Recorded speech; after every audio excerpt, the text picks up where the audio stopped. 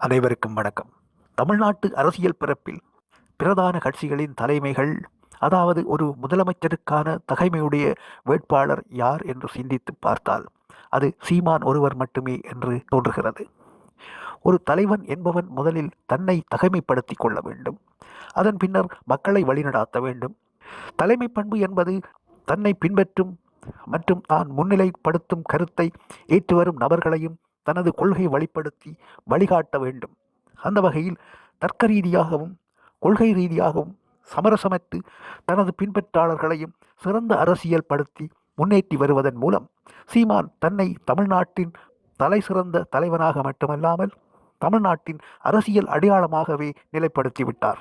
ஈழத்து உறவுகளின் நிராதரவான நிலையுணர்ந்து அவர்களுக்கான தாய் தமிழ்நாட்டின் ஆதரவு கரத்தை நீட்டுவதற்காகவும் அந்த அரசியல் நெருக்கடியிலிருந்து ஈழத்து தமிழர்களுக்கான அரசியல் விடுதலையை வேண்டியும் அன்றைய தமிழ்நாட்டு அரசிடம் கோரிக்கை வைத்தும் வேண்டுதல் விட்டும் பயனற்று போகவே விரக்தியின் உச்சத்தால் தானே ஒரு தனிமனித புரட்சி செய்தார்.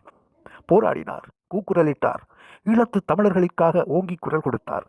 தனி ஒருவனாக அடக்குமுறை சட்டங்களை எதிர்த்து அரசியல் களத்திற்கு வந்தார், சிறைப்பட்டார். ஆனாலும் தனது கருத்தியல் போரால் ஒரு மாற்றத்தையே உண்டாக்கினார். ஒரு தேசிய இனமானது தனது இருப்பை, தனது வாழ்வை, தனது அரசியலை, பாரம்பரியத்தை தொலைத்து விடாமல் நிலைபெற வேண்டுமென்றால் அதற்கு அரசியல் அதிகாரம் வேண்டும் என்பதை உணர்ந்தார். அந்த அதிகாரத்தை நோக்கிய பயணத்தை நோக்கியே மானத்தமிழ் மறவர்கள் கூட்டத்தை ஒன்று திரட்டினார்.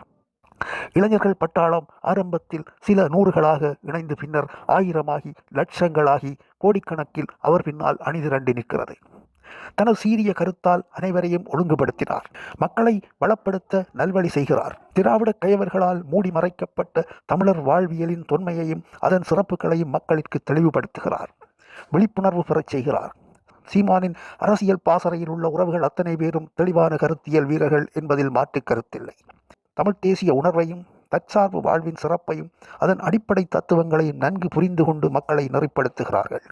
சீமானின் மக்கள் நலன் சார்ந்த செயற்பாடுகள் அனைத்தும் ஒரு அரசியல் செயல்பாடு என்று மட்டும் வரையறுத்து விட முடியாது.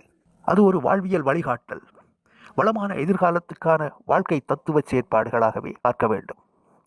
தற்போதைய உலகின் தமிழர்களின் வாழ்வியல் வகிபாகமும் அரசியல் பிரதிபலிப்பின் வெளிப்பாடுகளும் மூடி மறைக்கப்பட்டு தமிழர்கள் என்பவர்கள் எப்போதும் அரசியல் உரிமைகளை பெற முடியாதவர்களாகவே ஆக்கப்பட்டுள்ளார்கள் என்றே கருத வேண்டும்.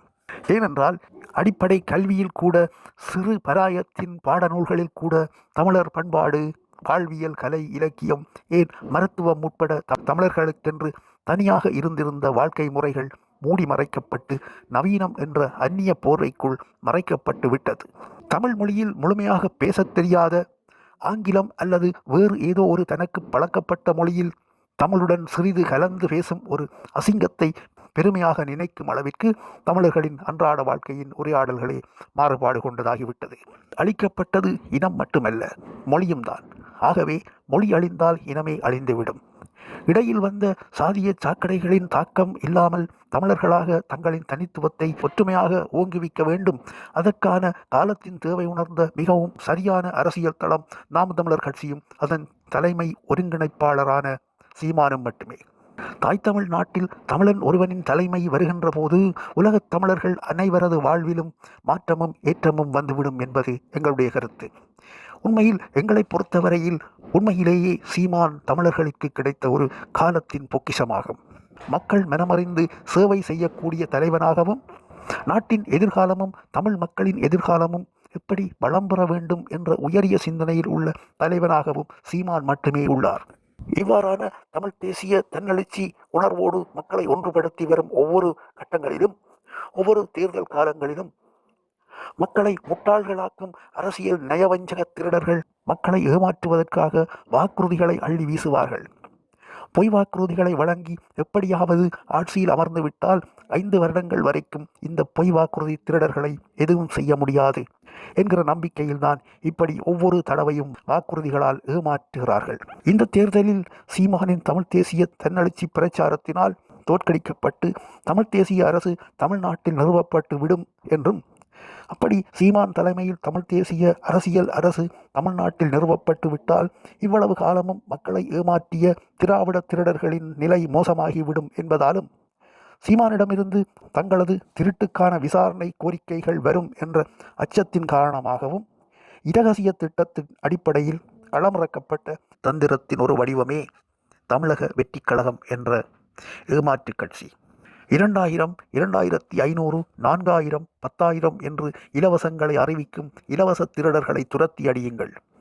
உங்களுடைய கௌரவமான அடிப்படை வாழ்வையும் உங்கள் சுயமரியாதையையும் இலவசமாக பாதுகாக்கும் சீமானையும் நாம் தமிழர் கட்சியையும் ஆதரியுங்கள்.